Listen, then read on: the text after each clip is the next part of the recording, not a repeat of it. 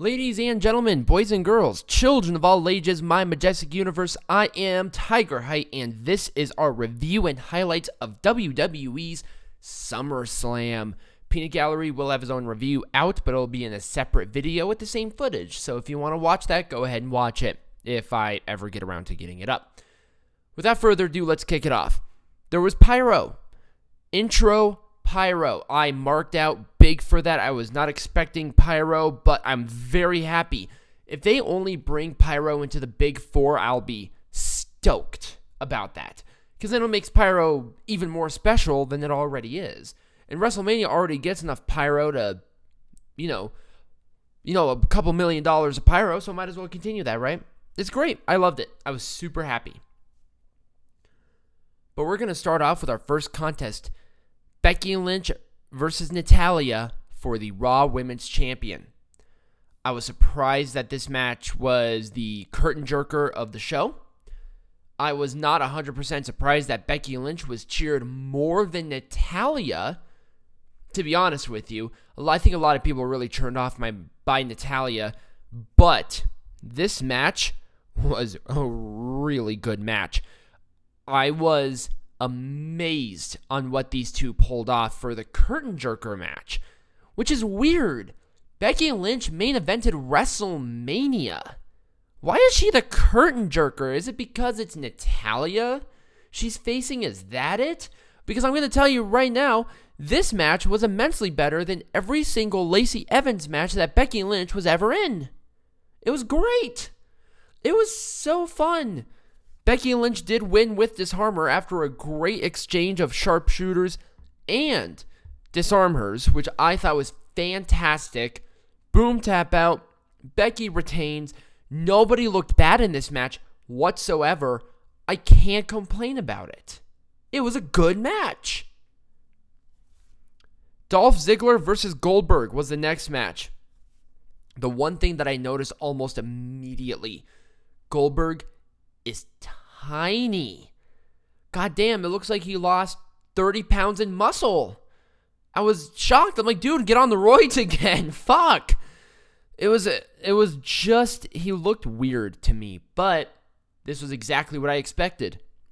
Goldberg hitting some spears, big jackhammer, won the match. Not too bad. Ziggler kept BSing Goldberg, saying, I'm still better than you can't fight me in a one-on-one, blah, blah, blah. Goldberg spears him a couple of times, sends the crowd home happy. Much better match than Undertaker's match at Super Showdown. I don't have any problem with this match whatsoever. At all. I just wish it went longer. AJ Styles versus Ricochet for the WWE Champion. The one thing that I noticed about this match, which I thought was weird, was Ricochet wearing a shirt for his gear. And I get what they're getting at as a part of the gear, but Ricochet doesn't need a shirt. He's in great shape. Why put this Shinsuke Nakamura BS on him? With Shinsuke, he's kind of making it work, and I kind of get it. But not with Ricochet. Please don't make this an everyday occurrence. I don't know, the gear was weird, but the match overall was pretty good. The club got involved, blah, blah, blah.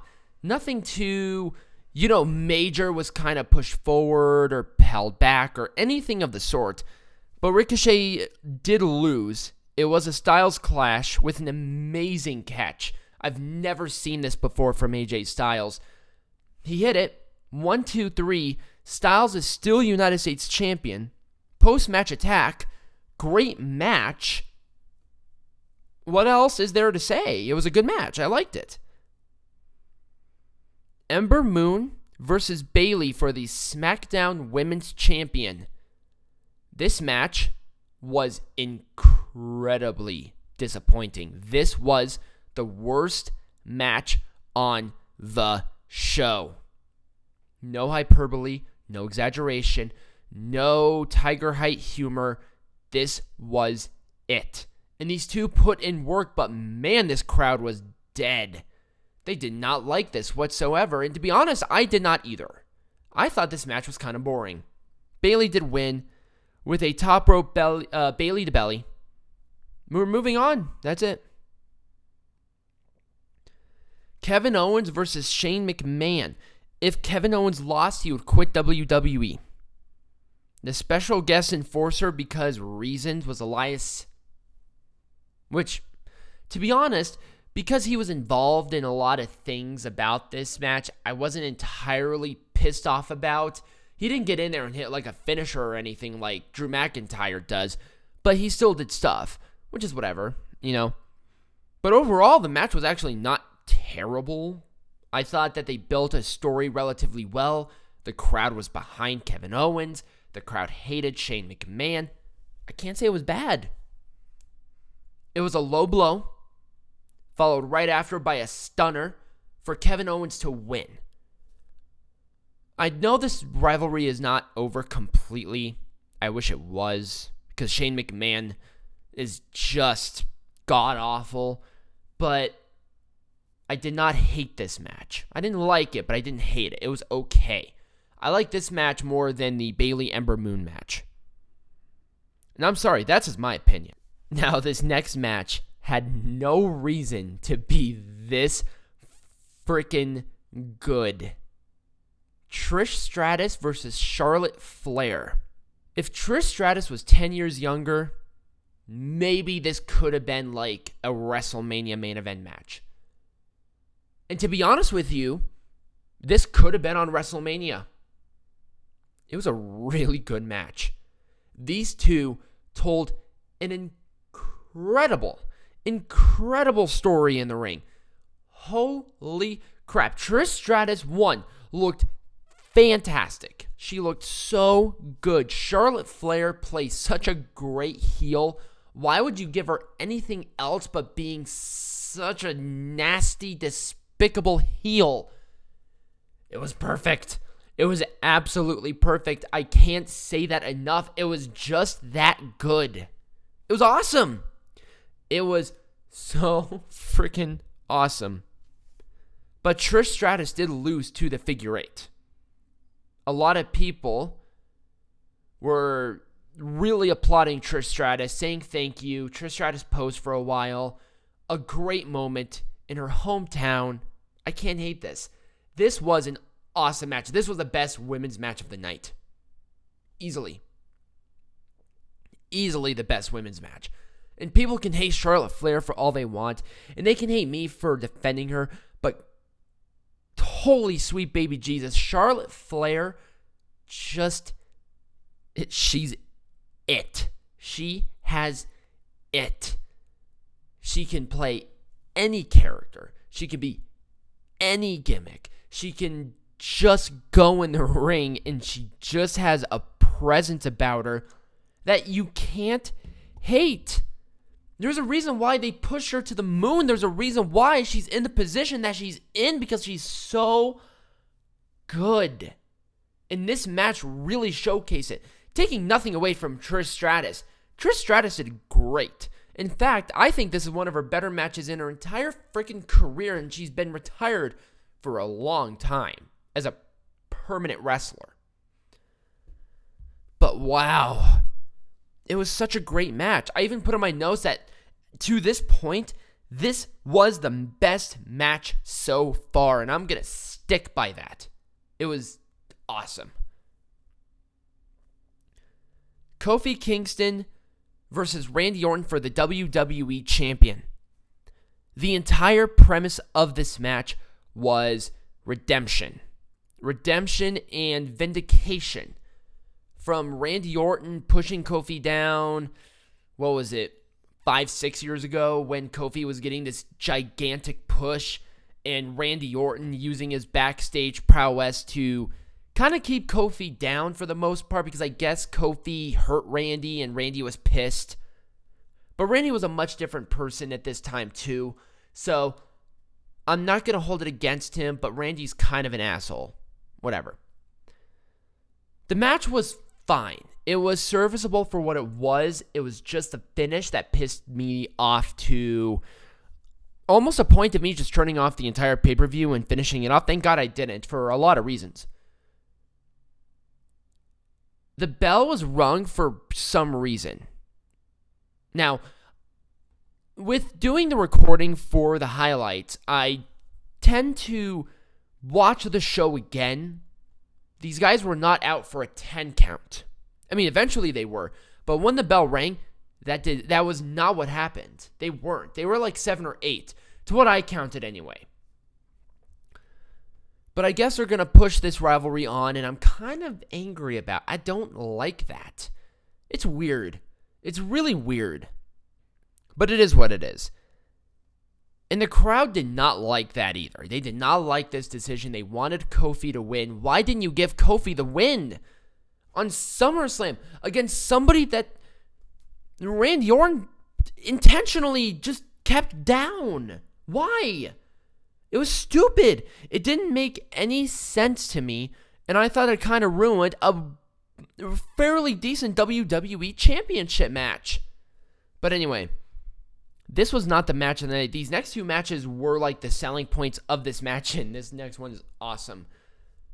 This is the debut of The Fiend, Bray Wyatt, versus Finn Balor. Finn Balor did not come out as a demon. They spoiled it. How awesome would it have been for Finn Balor as the demon to lose to Bray Wyatt, the Fiend? If you want to bring up Bray Wyatt, this was the time to do it. But holy crap, this match was great. The entrance of the Fiend, I cannot say enough about. It was creepy. The new remix of its theme song was fantastic. This crowd was into this match the entire time. What can I say? It was also, Bray Wyatt is huge. Holy crap, he got himself into shape. He was ginormous. Like, not obviously steroids big, but you can tell he's packed on some meat. He looks good. He looked good. And I don't mind that. Wyatt put on the mandible claw for Finn Balor to lose. It wasn't an entirely one-sided match, but goddammit, it was close. This Fiend character has to go for the Universal Championship at the next pay-per-view. There is no other person you can put in this position that would make any viable sense. And after the next match, you'll know why I say that. For the Universal Champion in the main event of the show, Brock Lesnar versus Seth Rollins. It was a good match. It was a hell of a match. I did not expect it to be back and forth like this. I did not expect it to be... This crowd just watched the Bray Wyatt match, and this crowd was really into this match. It was a good match. Lesnar sold. He sold great. Rollins sold amazingly as usual. Brock Lesnar looked like a beast. Seth Rollins looked like the Beast Slayer, and especially after he won with the super kick to the face and the stomp for Seth Rollins to win the Universal Champion. And that was the end of the show. Now, at the Bray Wyatt review, I kind of tell you guys, give me 1 second, and I'll lay you out why Bray Wyatt versus Seth Rollins for the Universal Championship is the right call for the next pay-per-view. Brock Lesnar is probably not going to be on the next show. Bray Wyatt with this gimmick against Seth Rollins, if they build this up for weeks, could be just so amazing. And you know these two can do a good match too. Bray Wyatt as the Fiend looked awesome. Seth Rollins, despite him being a little shithead on Twitter, he's a great athlete. He's a great wrestler. He knows what he's doing. These two could have a bar burner match at the next pay-per-view for the Universal Champion. Just imagine that. It writes itself. It really does. But that was the end of the show. The show was good. I liked it. There were some low parts. There were some great high parts. There were some disappointing parts. But generally across the board, with the pacing, the timing, everything was perfect. It started at 6 o'clock. The pay-per-view itself was 3 hours and 25 minutes. That's That's fantastic timing. It was great. I was so happy because I finished the show and there was still enough time to do some stuff, and people loved it. It was just perfect. I was not bored whatsoever with this show, and I loved it. I loved it. WWE killed it this weekend. And I hope you guys enjoyed my video. And if you did, like and subscribe to this channel right now. Share it with your friends on all of your social medias. All of my social medias will be linked down below. And if you want exclusive content like live reaction commentary of every pay-per-view that we cover, become a patron. I have it all set up, ready to go. Let's do it.